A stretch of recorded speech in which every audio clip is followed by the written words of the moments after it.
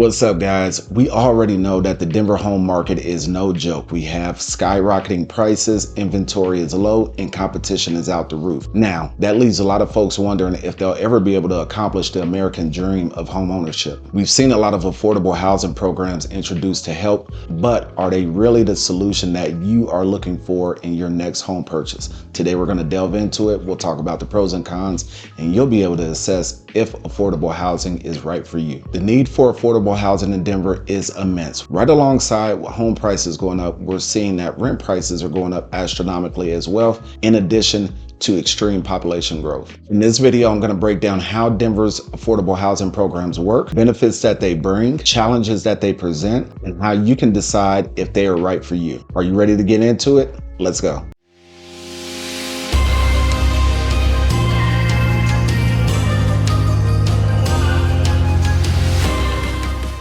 Affordable housing programs are not just for low-income families. It's actually a critical tool for middle-income earners and essential workers due to the high cost of living here in the Denver market. So what are affordable housing options? Affordable housing options are designed to bridge the gap between what housing actually costs and what people can afford, especially those earning below the average median income, which we'll also call the AMI moving forward in this video. Now, let's be transparent. There's a number of affordable housing programs across the greater Denver metro area, but today we're only going to focus on the Denver Affordable Housing Ownership Program. This program here helps low-income and middle-income earners purchase properties with income limits and resale restrictions. Denver has set income brackets for their affordable housing programs. Factors that are considered are household size, income, and sometimes even credit worthiness or your credit score. The process can be very tedious in terms of the application process, and it's actually quite backwards. It would seem, first and foremost, that you would apply with the city of Denver to see if you even qualify for affordable housing. But actually,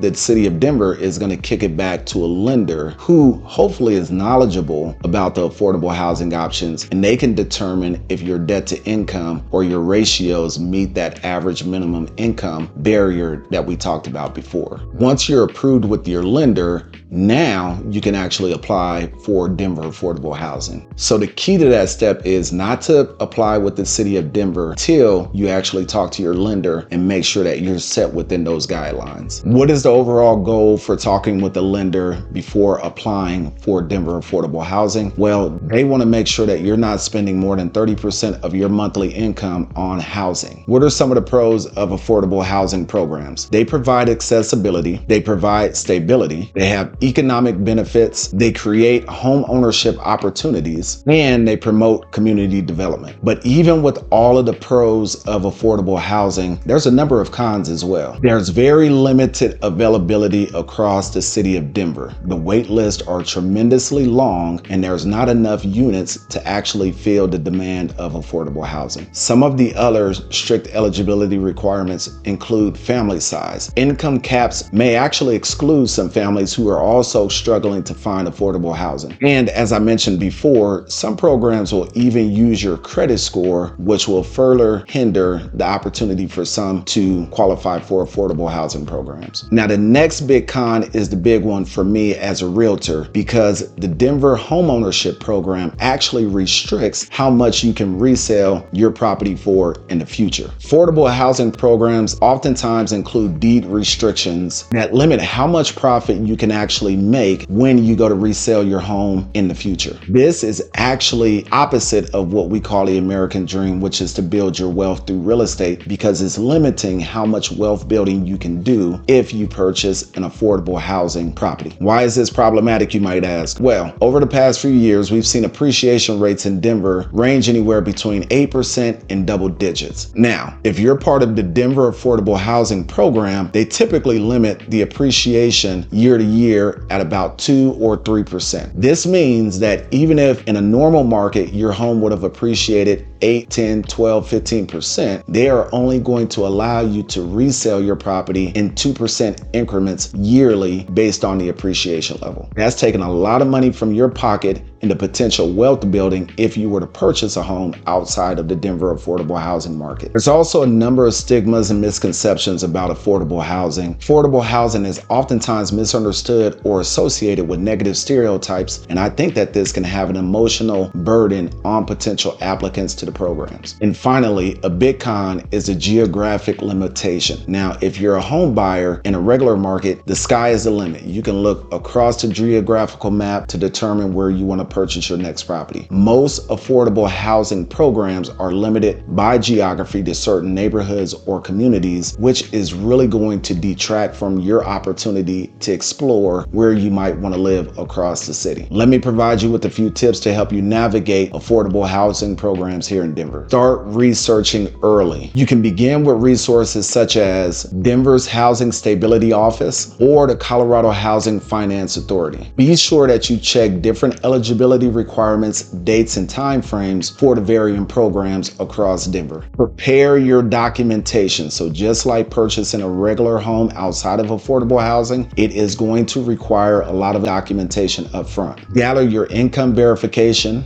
tax returns, proof of employment, and other necessary paperwork ahead of time. You can always talk with your lender and they can guide you in this process. You're gonna have to be very persistent with these programs. Remember, I said before, they are very bureaucratic and the wait times are extensive. Follow up on your application status regularly. When I say regularly, I mean at least once a week. These wait lists become very competitive and you wanna make sure you're staying on top of your application process. There's a number of NPOs, nonprofit organizations, and community organizations that are out there to help with the housing crisis here in Denver and help you to find affordable housing options and navigate the terrain to applying for them. Also, stay realistic. Be aware of the potential challenges that are going to come with trying to find affordable housing in Denver. We already talked about limited availability and a long wait list. Also, just keep in mind, these programs are very strict when it comes to eligibility requirements. So even though you may feel like you qualify for affordable housing, it's not always going to be the case that you meet those financial standards. So let's recap just a couple of key points. Yes, affordable housing is needed in the greater Denver metro area. Home prices are rising, limited inventory. But you also have to understand plenty of cons come with affordable housing, and you have to understand if affordable housing routes are the right routes for you. Here's my personal take on affordable housing. It does fit for some, but if you're working with the right real estate professionals, you can find affordable housing opportunities across the city without applying for formal affordable housing programs. I am of the mindset that I want my ownership to actually work for me, and I want to build wealth through ownership, meaning that affordable housing programs would not work with a home buyer such as myself. If you're somebody who's looking to tap into home ownership to grow your equity and wealth building, affordable housing programs may not be the right fit for you, given some of the parameters that we talked about in terms of resellability and the cap on your wealth building potential. I would suggest, if it's not me, make sure you're connecting with your local real estate professional to find affordable housing options across the city. Yes, affordable housing was a big deal because of the competition around the city. But with the softening market, if you're working with the right real estate professional, they can actually find you some great deals at a very low cost in terms of purchase price with concessions that can make your homeownership dream attainable and affordable without looking at affordable housing programs. All right, guys, that about wraps it up for me. If this video helped you to understand Denver's affordable housing programs broadly, please give it a thumbs up and don't forget to subscribe for more real estate insight, tips, and tricks in the future. Hey guys, if you enjoyed this content, make sure you subscribe to my channel so that you can be one of the first to know when content drops on a weekly basis.